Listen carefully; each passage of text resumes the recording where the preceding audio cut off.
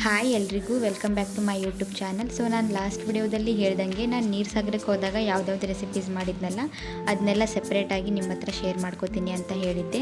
So ಇದು vegetable pulao ಮಾಡಿದ್ದು. ನಾನು ಫಸ್ಟು ಎಲ್ಲ ವೆಜಿಟೇಬಲ್ನು ಚೆನ್ನಾಗಿ ಕಟ್ ಮಾಡಿಕೊಂಡು ನೀರಲ್ಲಿ ತೊಳೆದ್ಬಿಟ್ಟು ಇಟ್ಕೊಂಡಿದ್ದೆ. ಅದಾದಮೇಲೆ ಒಂದು ಪಾತ್ರೆಯಲ್ಲಿ ಎಣ್ಣೆ ಹಾಕಿ ಪಲಾವ್ ಎಲೆ, ಚಕ್ಕೆ, ಲವಂಗ, ಏಲಕ್ಕಿನ ಹಾಕಿ ಸ್ವಲ್ಪ ಫ್ರೈ ಮಾಡಿಕೊಂಡೆ. ಅದಾದಮೇಲೆ ಈರುಳ್ಳಿನ ಚೆನ್ನಾಗಿ ಫ್ರೈ ಮಾಡ್ಕೋಬೇಕು. ಸೊ ಅದನ್ನೆಲ್ಲ ಚೆನ್ನಾಗಿ ಫ್ರೈ ಮಾಡಿಕೊಂಡೆ. ಅದಾದಮೇಲೆ ಟೊಮ್ಯಾಟೊ ಮತ್ತು ಮೆಣಸಿನ್ಕಾಯಿನ ಹಾಕಿಬಿಟ್ಟು ಅದನ್ನು ಚೆನ್ನಾಗಿ ಫ್ರೈ ಮಾಡಿಕೊಂಡೆ.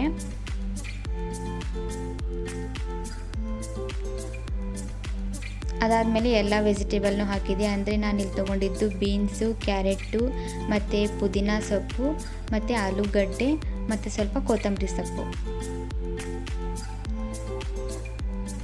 ಇದನ್ನೆಲ್ಲ ಹಾಕಿಬಿಟ್ಟು ಚೆನ್ನಾಗಿ ಮಿಕ್ಸ್ ಮಾಡ್ಕೋಬೇಕು. ಅದಾದಮೇಲೆ ನನಗೆ ಯಾಕೋ ಸ್ವಲ್ಪ ಎಣ್ಣೆ ಕಡಿಮೆ ಅನ್ನಿಸ್ತು, ಅದಕ್ಕೆ ನಾನು ಸ್ವಲ್ಪ ಎಣ್ಣೆ ಹಾಕ್ಕೊಂಡೆ. ಮತ್ತು ಖಾರದ ಪುಡಿ ನಿಮಗೆ ಎಷ್ಟು ಬೇಕಲ್ಲ ಅಷ್ಟು ಖಾರದ ಪುಡಿ ಹಾಕ್ಕೊಳ್ಳಿ.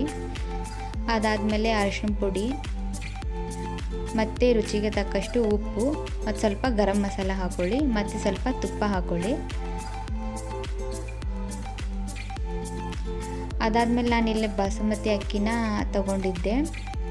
ಸೊ ಅದು ನಾನು 1 ಕಪ್ಪಷ್ಟು ರೈಸ್ ತಗೊಂಡಿದ್ದೆ.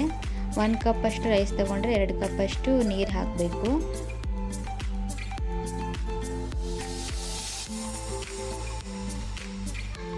ಅದನ್ನೆಲ್ಲ ಚೆನ್ನಾಗಿ ಮಿಕ್ಸ್ ಮಾಡಿಕೊಂಡು 2 ಕಪ್ಪಷ್ಟು ನೀರು ಹಾಕ್ಕೊಂಡೆ.